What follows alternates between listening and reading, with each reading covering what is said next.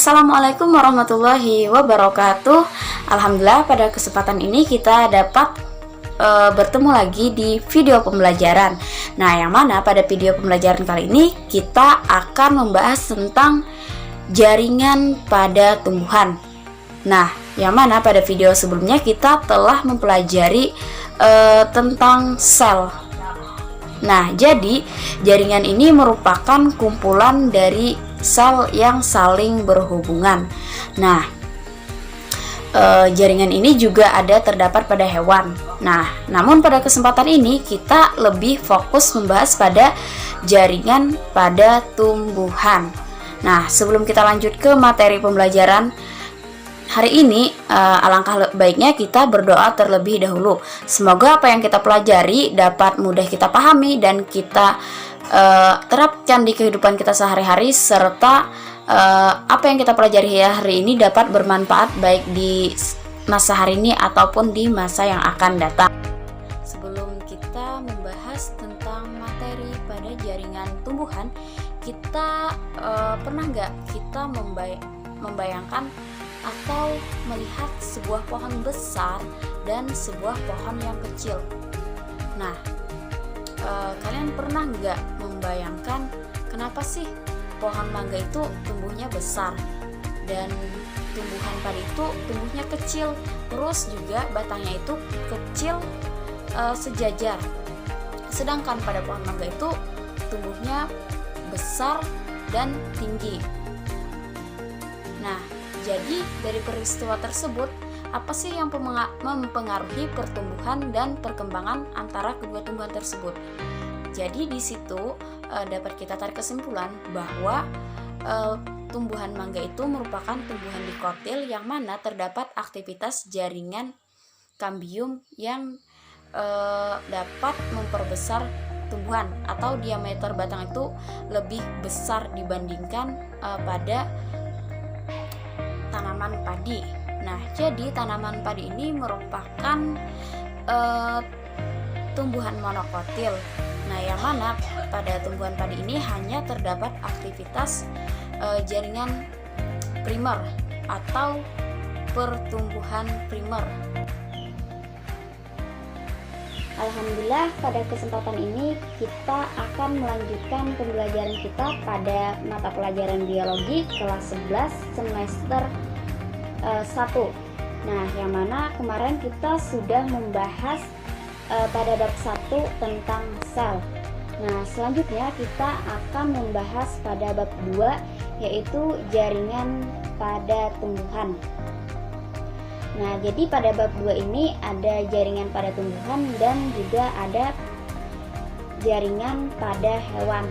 Nah, pada video pembelajaran kali ini kita hanya membahas jaringan pada tumbuhan. Nah, sebelum kita lanjut lebih dalam lagi, terlebih dahulu kita harus tahu apa sih yang dimaksud dengan jaringan. Nah, jadi jaringan itu merupakan kumpulan dari sel yang memiliki bentuk dan fungsinya yang sama. Nah, kalau sel kemarin merupakan satuan unit terkecil yang menyusun makhluk hidup. Kalau jaringan ini merupakan kumpulan dari sel yang memiliki bentuk dan fungsinya yang sama. Karena kita tahu bahwa tingkatan organisasi kehidupan itu ada sel, ada jaringan, ada organ, ada sistem organ, dan ada organisme dan lain-lainnya. Nah, di sini ada jaringan pada tumbuhan. Jadi perlu kita ingat bahwa jaringan pada tumbuhan itu terbagi menjadi dua. Yang pertama ada jaringan meristem, yang kedua ada jaringan permanen. Nah, jadi ada dua, ada jaringan meristem dan juga ada jaringan permanen. Nah, jadi di sini jaringan meristem itu adalah jaringan yang sel-selnya itu masih aktif membelah, sedangkan pada jaringan permanen ini sel-selnya sudah tidak membelah lagi dan sudah terdiferensiasi. Nah, untuk lebih jelasnya lagi, kita akan bahas satu persatu. Nah, di sini ada jaringan meristem. Jadi, jaringan meristem itu terbagi menjadi dua. Ada yang berdasarkan letaknya dan ada berdasarkan dari sifat dasar sel itu sendiri. Nah, yang mana pada jaringan meristem yang berdasarkan letaknya itu ada meristem apikal, ada meristem lateral, dan ada meristem interkalar. Kalau meristem apikal itu terdapat pada ujung batang dan ujung akar. Kalau yang meristem lateral ini terdapat di tepi akar dan batang. Terus meristem interkalar terdapat di ruas-ruas batang tumbuhan, misalnya tumbuhan bambu. Nah, jadi pada meristem interkalar ini biasanya terdapat pada tumbuhan monokotil. Terus yang kedua ada jaringan meristem berdasarkan sifat dasar selnya itu sendiri, terbagi menjadi dua lagi.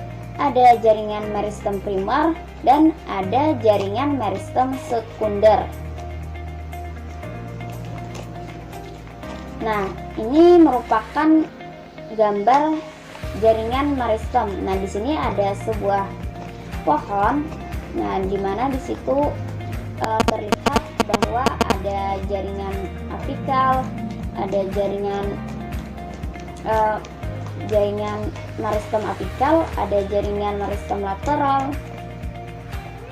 Nah, jadi di sini ada jaringan meristem apikal itu terdapat di tunas apikal atau ujung tunas. Terus di sini ada jaringan meristem lateral.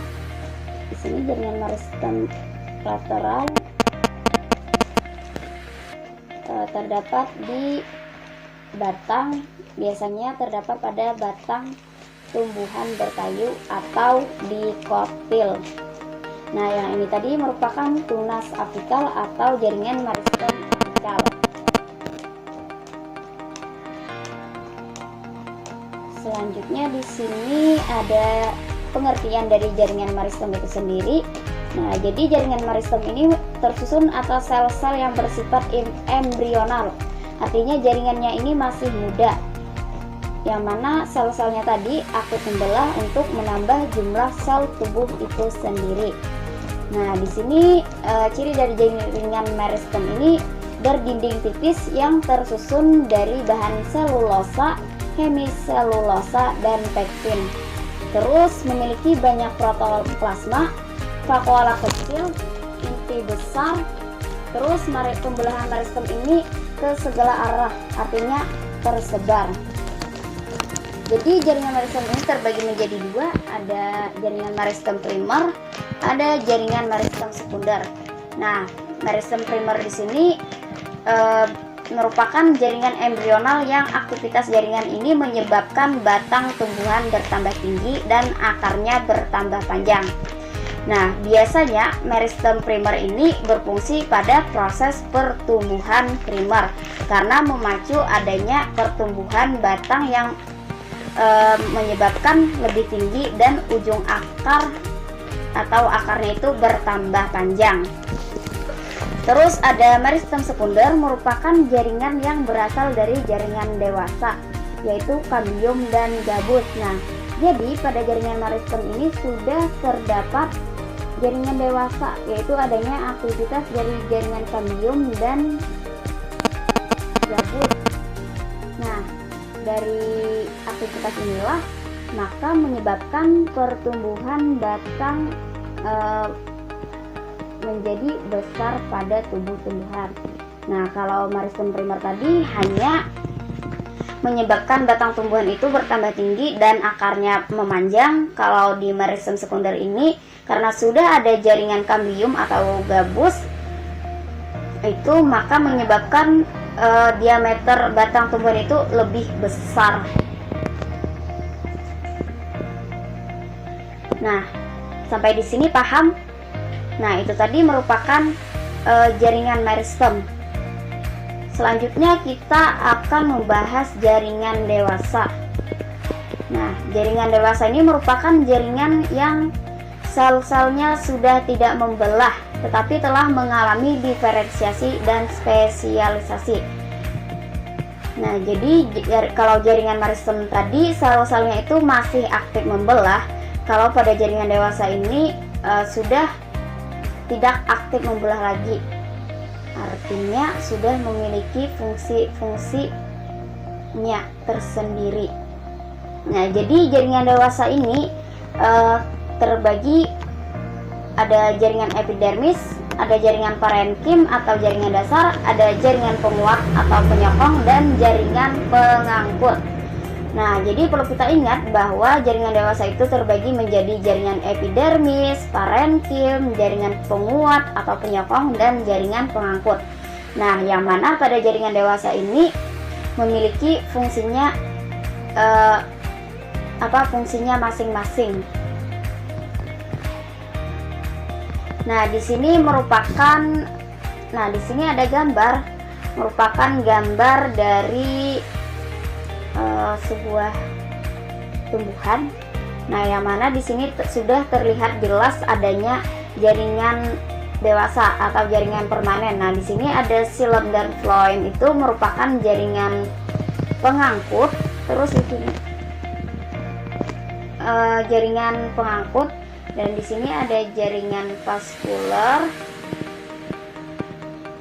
Di sini ada jaringan dasar atau jaringan parenkim, dan di sini ada jaringan epidermis. Nah, jadi letaknya itu kalau kita lihat dari penampang gambar ini, maka jaringan epidermis itu terletak di yang paling luar.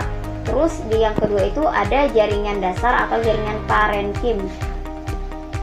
Terus di sini jaringan vaskuler ini merupakan jaringan pengangkut yang mana terbagi menjadi xilem dan phloem. Berada di sebelah dalamnya. Nah, karena jaringan epidermis ini merupakan jaringan yang letaknya paling luar, pastinya berfungsi untuk melindungi jaringan yang berada di sebelah dalamnya. Nah, itu tadi adalah fungsi jaringan epidermis. Selanjutnya, ciri-ciri dari jaringan epidermis itu yang pertama itu tersusun atas sel yang rapat, tidak berklorofil, dan mengandung lapisan lilin sebagai pelindung. Jadi itu tadi ciri dari jaringan epidermis, tersusun atas sel yang rapat, tidak berklorofil, dan mengandung lapisan lilin.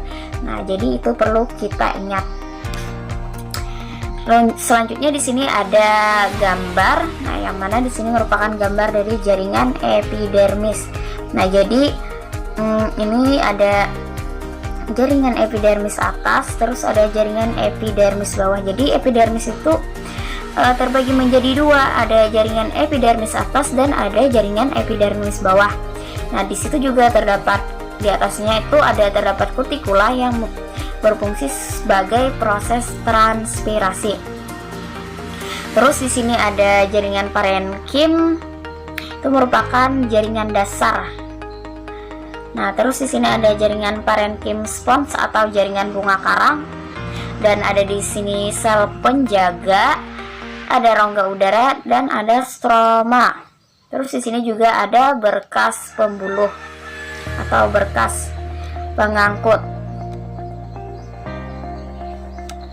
Nah, selanjutnya ada jaringan parenkim atau jaringan dasar, merupakan jaringan dasar yang memiliki bentuk bervariasi, tersusun atas sel-sel yang relatif tipis, fleksibel, mengandung selulosa, pektin, dan hemiselulosa. Terus umumnya tidak mengandung lignin. Nah, jadi perbedaan antara jaringan parenkim dan jaringan epidermis tadi, kalau jaringan parenkim ini tidak mengandung lignin, kalau epidermis tadi mengandung lignin, dan juga sel-selnya ini relatif tipis. Terus di sini kita lihat ada gambar. Nah, di sini ada karena jaringan parenkim tadi memiliki bentuk sel itu sendiri bervariasi. Jadi di sini ada bentuknya yang bulat dan di sini ada bentuknya yang panjang. Nah, jadi pada struktur jaringan parenkim ini ada Ada di sini ada ruang selnya, di sini ada nukleusnya. Nah, jadi jaringan parenkim ini terdapat pada akar, batang, daun, dan buah. Terus berdinding tipis. Nah, bentuknya itu ada bulat, persegi, atau panjang. Terus terdapat ruang antar sel dan mengandung kloroplas. Nah, jadi pada jaringan parenkim ini mengandung kloroplas. Nah, jadi di mana sih kita menemukan kloroplas yang lebih banyak untuk melakukan fotosintesis? Nah, yaitu pada jaringan palisade. Nah, di sini kloroplas lebih banyak ditemukan. Oke, selanjutnya kita masuk ke jaringan penguat atau penyokong. Pastinya kalau dilihat dari kata jaringan penguat ataupun penyokong, pastinya berfungsi sebagai untuk memperkuat bagian-bagian tumbuhan supaya tumbuhan itu bisa tegak dan berdiri. Nah, jadi jaringan penguat ini terbagi menjadi dua. Ada kolenkim. Di sini kolenkim, ada sklerenkim. Nah, jadi antara kolenkim dan sklerenkim ini juga berbeda. Nah, kalau kolenkim ini terdiri dari senyawa selulosa, merupakan jaringan penguat pada organ tubuh muda atau bagian tubuh tumbuhan lunak. Nah, terus sel-selnya itu terdiri dari sel-sel yang masih hidup. Kalau kolenkim ya. Nah, kalau sklerenkim itu mengandung senyawa lignin. Terus sel-selnya itu kuat dan keras. Nah, jadi biasanya sklerenkim ini terdiri dari serabut atau serat dan sklerat atau sel. Nah, yang pertama kita lihat kolenkim. Nah, strukturnya hampir sama dengan parenkim ya. Bentuk dari jaringan kolenkim ini sendiri hampir sama dengan parenkim karena memiliki bentuk yang panjang. Ini yang panjang ya, dan yang ini bentuknya bulat. Terus juga memiliki nukleus ya, ada dinding sel dan ada sitoplasma.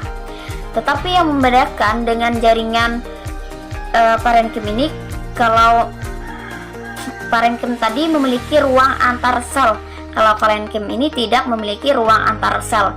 Terus fungsi dari kolenkim ini sebagai penguat tumbuhan muda. Nah, kalau yang sklerenkim itu biasanya pada tumbuhan yang keras.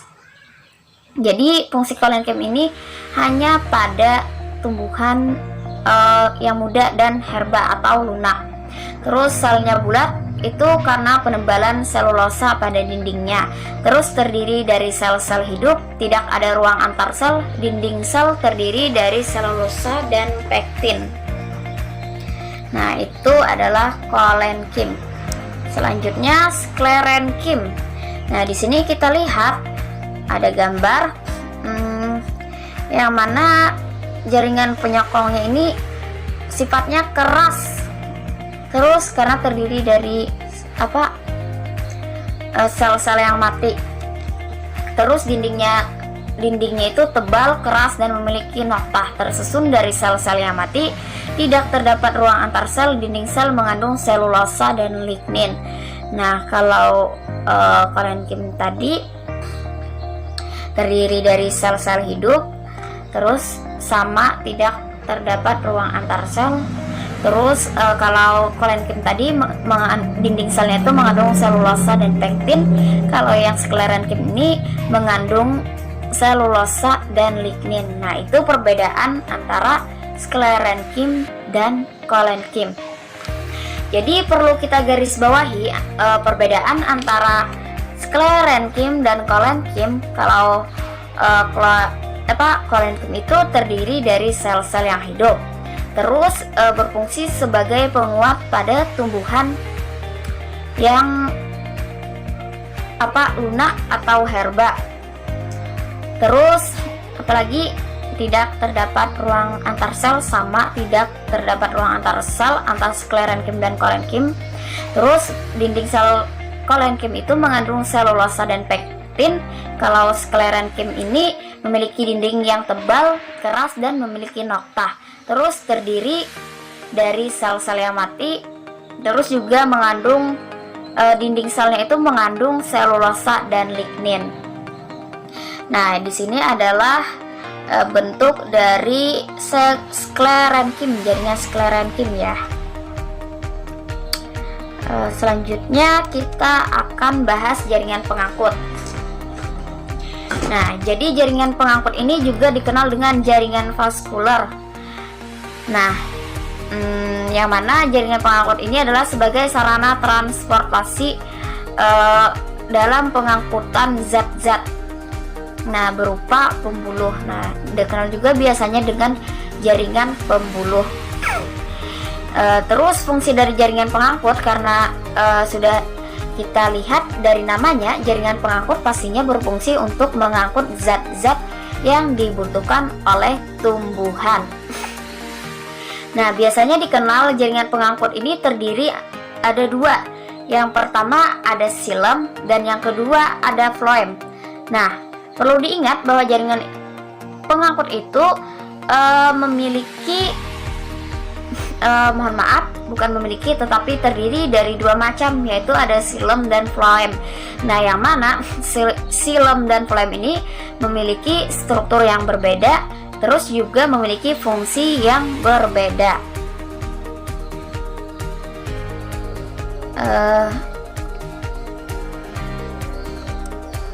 Nah, di sini ada jaringan xilem.